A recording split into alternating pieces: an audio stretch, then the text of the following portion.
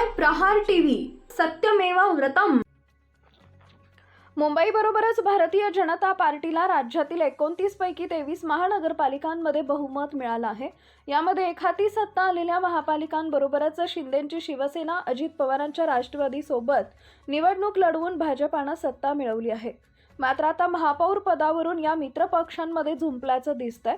मुंबईमध्ये भाजपापेक्षा कमी जागा जिंकूनही शिंदेंकडून 2.5 वर्षासाठी महापौर पदाची मागणी होत असल्याचं वृत्त आहे। मात्र भाजपा याला तयार नसून इतर पर्यायांची चाचपणी केली जात असल्याचं बोललं जात आहे। मात्र ही सारी रस्सीखेच सुरू असताना भाजपानंही आता शिंदेंची कोंडी करण्याची भूमिका घेतल्याचं दिसत आहे।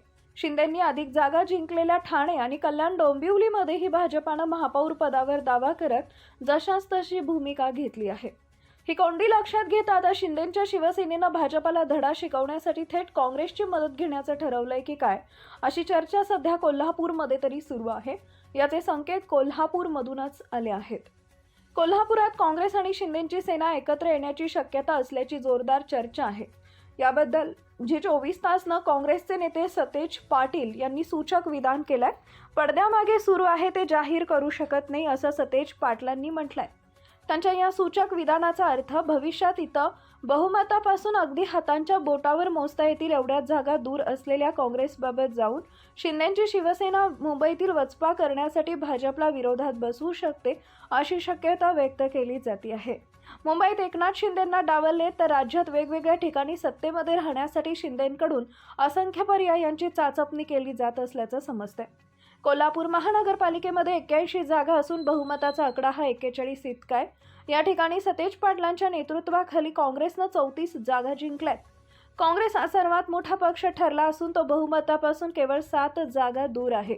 काँग्रेस खालोखाल इथं भाजपा दुसरा सर्वात मोठा पक्ष आहे, त्यांच्याकडे 26 जागा आहेत।